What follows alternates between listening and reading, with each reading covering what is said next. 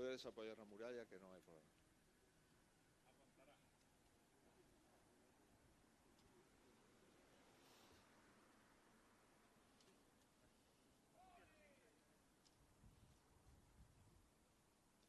Cando digades, empezamos. Perfecto, moi ben. Bueno, boas tardes a todos. Como ven sendo habitual, para min é unha honra poder estar no último día da campaña electoral nas 7 cidades de Galicia. É toda unha experiencia que acredita a idea que temos do país, a idea que temos de Galicia. Galicia é unha cidade única, con 7 grandes departamentos urbanos, que son as 7 cidades de Galicia, pero esa concepción da unidade de Galicia é unha concepción que inspira a nosa forma de facer política e o noso programa de goberno e tamén a nosa acción de goberno durante os últimos anos.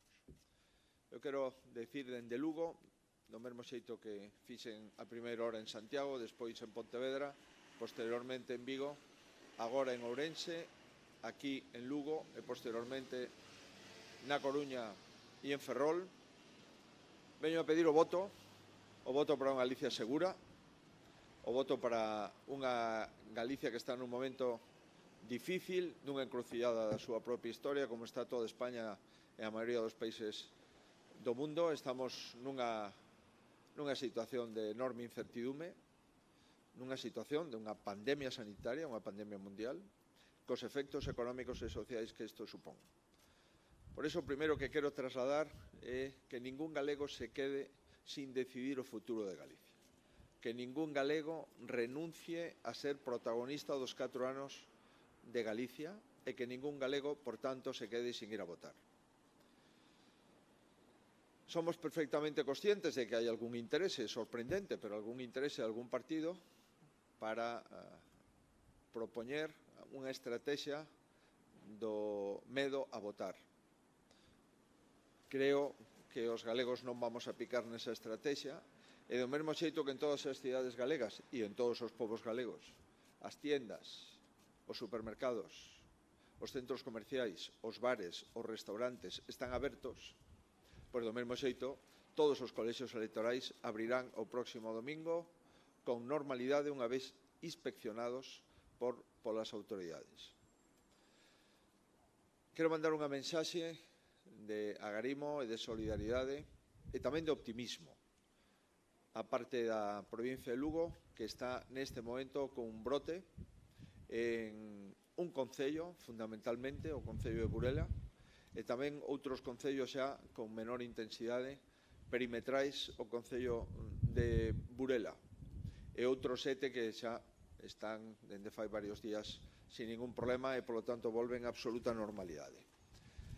Quero dicirles a toda a xente que vive na Mariña que vai a votar pola Mariña, polo futuro da Mariña, polo futuro dos traballadores de Alcoa, que vayan a votar porque non é bo que nadie decida por eles.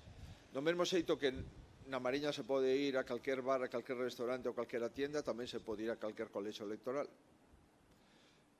E quero tamén felicitar hoxe o Hospital da Mariña e, sobre todo, as persoas que se deron de alta, de 5 persoas que estaban hospitalizadas, 3 xa se deron de alta, polo tanto, o brote se circunscribe a 2 persoas hospitalizadas, ningunha en UCI, e, por tanto, é un brote dentro do conxunto de brotes que temos en España, un brote normal, dentro, insisto, das dificultades que estamos vivindo noutras comunidades autónomas con unha porcentaxe de novos contagios que cuadriplica a porcentaxe de contagios da Mariña.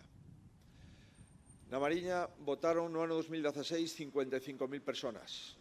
Hoxe temos unhas 190 persoas na Mariña as que lle pedimos que non vayan a votar porque teñen o virus, todas están na súa casa, todas con patoloxía menor, pero por prudencia lle pedimos que non acudan ás urnas.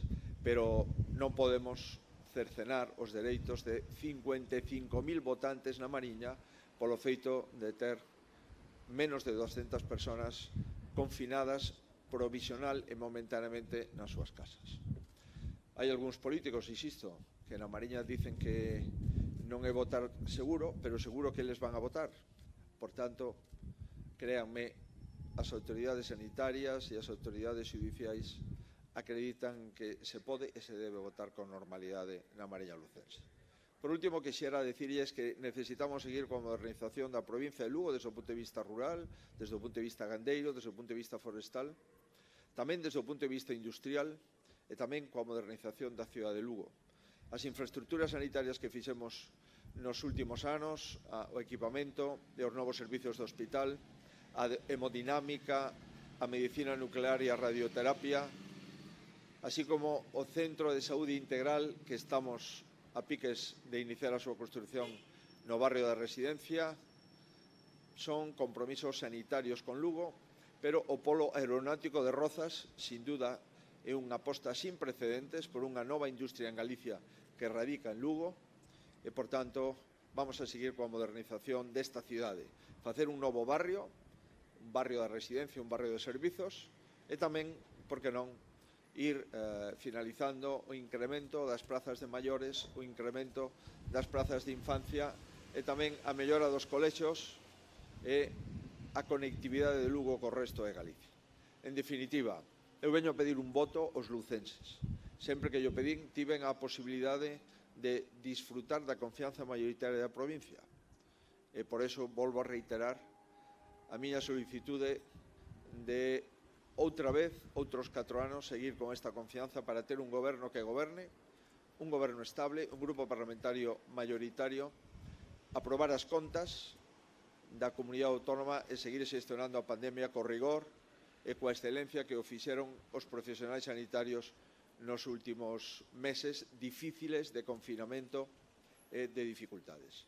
Nada máis, facendo un chamamento a votar en liberdade. Ningún galego acudirá a decidir o futuro de Galicia e o futuro de Galicia se decide nas urnas o próximo domingo. E a todos os lucenses, sin límite, e les pido que participen no futuro de Lugo, porque participar votando no futuro de Lugo é participar no futuro de Galicia. Nos vemos nas urnas nos vemos nas urnas o 12 de xullo e despois a festa da democracia seguro que traerá a victoria de Lugo e a victoria de Galicia. Moitísimas gracias. Nos vemos nas urnas. Moitísimas gracias.